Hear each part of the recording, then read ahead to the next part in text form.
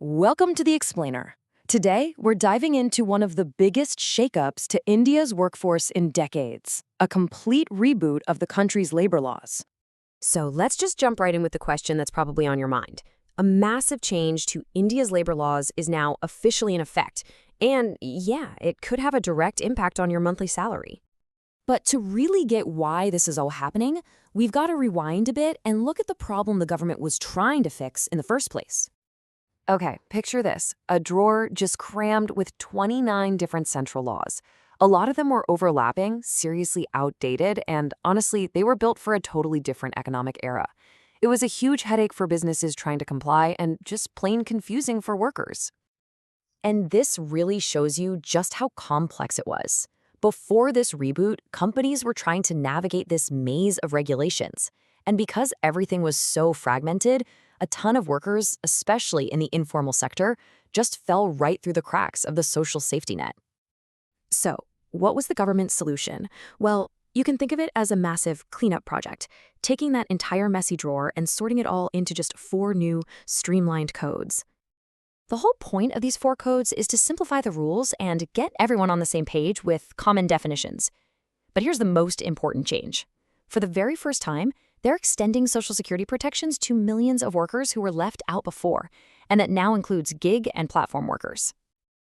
All right, let's get to the part that hits your wallet, because these new rules actually change the very definition of what counts as wages. You just need to remember one number, 50%. Under this new code on wages, your basic pay has to be at least half of your total compensation.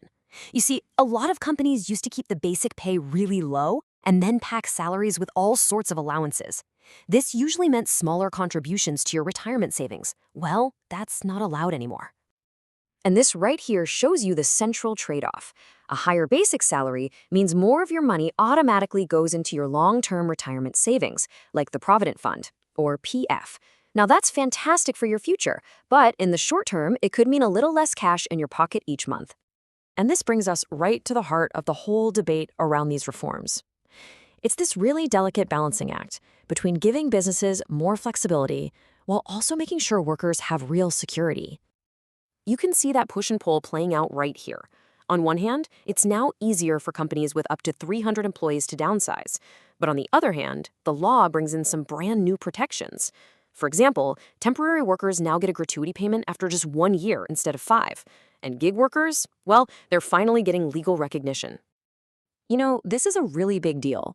For the first time ever, the people we interact with every single day, like delivery partners and app-based drivers, are now formally recognized by Indian law. It's a huge step in acknowledging how the modern economy actually works. And it's not just the big headlines. The codes bring in a whole bunch of other new rights for workers. Things like a universal minimum wage for every sector, mandatory appointment letters to make every job official, and even a reskilling fund paid for by the employer to help laid-off workers get back on their feet. So with all these new protections, you'd think everyone would be celebrating, right? Well, not exactly. Yeah, this massive overhaul, it wasn't exactly welcomed with open arms by everyone. In fact, it has sparked some pretty significant and very vocal opposition. We're talking about major trade unions organizing protests all across the country. They argue that these changes, even though they're framed as modernization, are actually taking away hard-won rights and tilting the balance of power way too far in favor of corporations. And listen to this statement from one of the country's biggest trade unions. It really captures just how deep the anger and concern is. They don't see these reforms as a step forward, but as a historic step back for worker protections. So what's their main worry? It really boils down to this fear that giving employers more flexibility comes at way too high a price for the average worker.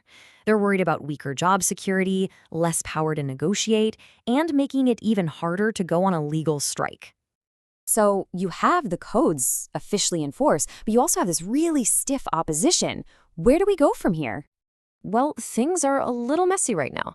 The central codes are active, sure, but a lot of states haven't finalized their own specific rules yet.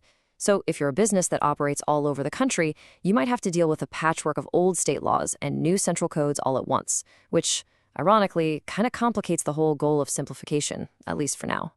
For businesses, this is basically a total reset. They're having to reevaluate absolutely everything, from how they structure salaries to their hiring models. And for you, as an employee, it means you can probably expect to see some changes coming to your contracts and payslips as companies scramble to get aligned with this new reality. Which leaves us with the big question at the heart of this entire debate. Is this a much-needed reboot to get India's economy up to speed, or is it a trade-off, sacrificing worker security for corporate ease? The real-world impact of this historic change on jobs, on businesses, and on the whole economy is something that's only just beginning to unfold.